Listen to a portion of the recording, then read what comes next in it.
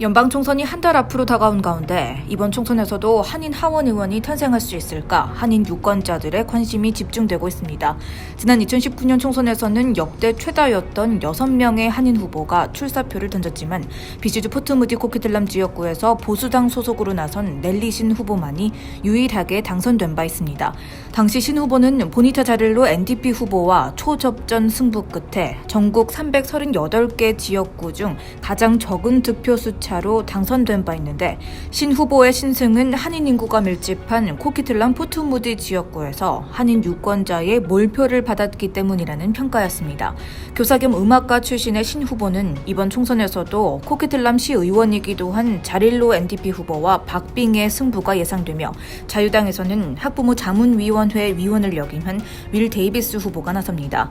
신 후보는 지난 7일 버키틀람역 인근에 캠페인 사무실을 개소하고 본격적인 유세 운동에 돌입하며 재선을 자신했습니다.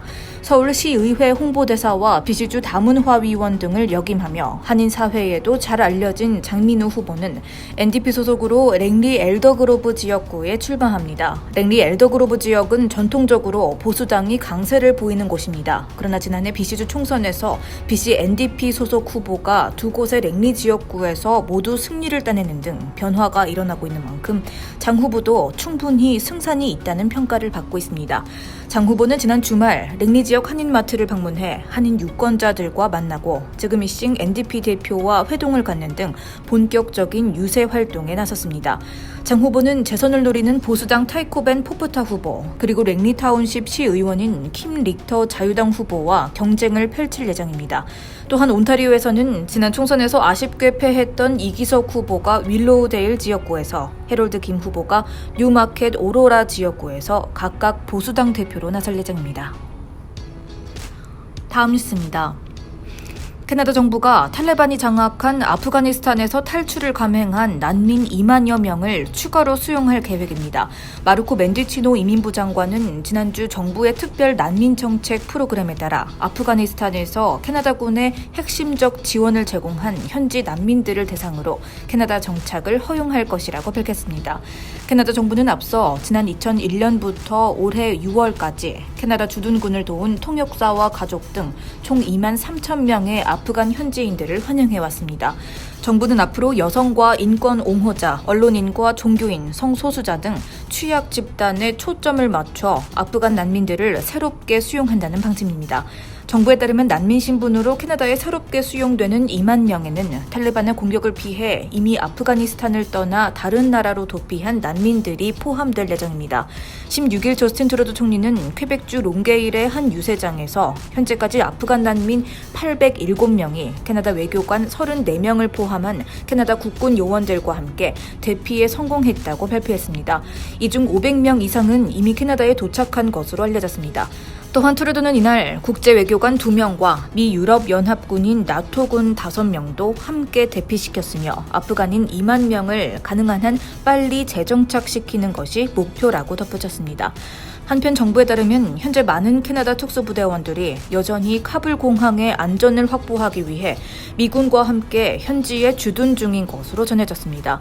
트루도는 아직까지 많은 캐나다 시민권자들과 캐나다 아프가니스탄 시민들이 현장에 남아있다며 현재 정부는 보복 위협에 처한 아프간 현지인들이 최대한 신속하게 캐나다에 도착할 수 있도록 긴밀히 협력 중이라고 설명했습니다.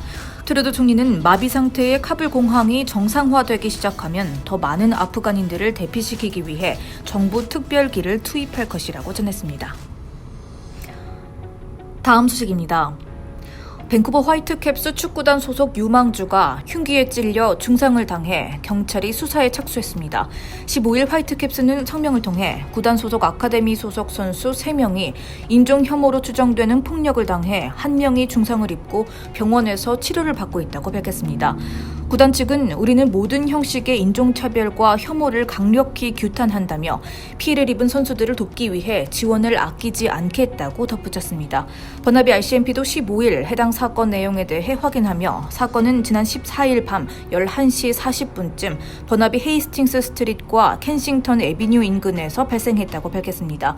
경찰에 따르면 약 10명이 넘는 젊은이들이 야외에서 파티를 하던 중 시비가 난 것으로 추정되고 이 과정에서 화이트캡스 아카데미 소속 17세 남성이 칼에 찔렸습니다. 칼부림이 발생하기에 앞서 페퍼 스프레이도 사용됐으며 가해자가 인종 혐오적 발언을 했던 것으로 전해졌습니다. 17세의 남성 용의자는 범행 직후 달아났지만 경찰견의 도움을 받은 경찰에 의해 체포됐습니다. 용의자와 피해자의 신원은 아직 밝혀지지 않았으며 경찰은 이들이 서로 아는 사이였는지 조사를 진행하고 있습니다. 피해 남성을 제외하고는 큰 부상을 당한 이는 없었습니다. 버나비 RCMP는 이번 사건이 인종 혐오와 관련이 있다는 화이트캡스 구단 측의 의혹과 시위 도중 인종 혐오 발언이 사용됐다는 것을 알고 있지만 아직 명확한 범행 동기는 밝혀지지 않았다고 밝혔습니다. 또한 RCMP는 이번 사건의 정확한 범행 동기를 파악하기 위해서는 목격자의 진술이 필요하다며 목격자는 604-646-9522로 제보해달라고 요청했습니다. 다음 뉴스입니다. 델타와 리치몬드를 잇는 왕복 8차선의 터널이 새롭게 지어질 예정입니다. 로 플레밍 비시주 교통부 장관은 18일 오전 리치몬드에서 기자회견을 갖고 왕복 4차선의 조지 메시 터널을 대체할 새로운 터널이 빠르면 2030년에 완공되며 건설에는 약 41억 5천만 달러가 쓰일 것으로 예상된다고 밝혔습니다. 터널의 8개 차선 중 2개는 버스 전용 도로로 지정되며 자전거와 도보를 이용해서도 터널을 건널 수 있게 지어질 예정이며 통행료는 따로 내지 않아도 됩니다. 올해로 완공된 지 62년이 되는 현재의 메시 터널은 왕복 4차선 터널로 델타와 리치몬드를 프레이저 강 밑으로 잇는 99번 하이웨이이며 메트로 밴쿠버 지역의 최대 교통 혼잡 지역 중 하나로 손꼽히고 있습니다. 교통체증 골머리의 BC 자유당은 지난 2013년 총선에서 기존의 4차선 메시 터널을 통행료가 있는 왕복 10차선 다리로 대체하겠다는 공약을 발표했고 2017년쯤 착공에 들어갈 예정이었지만 당시 새롭게 정권을 잡은 BC NDP에 의해 계획이 결국 잠정 중단됐습니다. 그리고 BC NDP 정부는 이 구간 교통체증 완화를 위한 자체적인 검토를 진행했고 지난해 12월에 8차선 터널 혹은 8차선 다리 건설 중 하나의 옵션을 선택하기로 가닥을 잡은 바 있습니다. 다리 대신 터널을 선택한 이유에 대해서 프레밍 장관은 주변 지역의 소음과 경관 등에 대한 피해를 최소화할 수 있기 때문이라고 설명했습니다. 메시 터널을 대체할 새로운 터널은 오는 2026년에 착공할 예정입니다.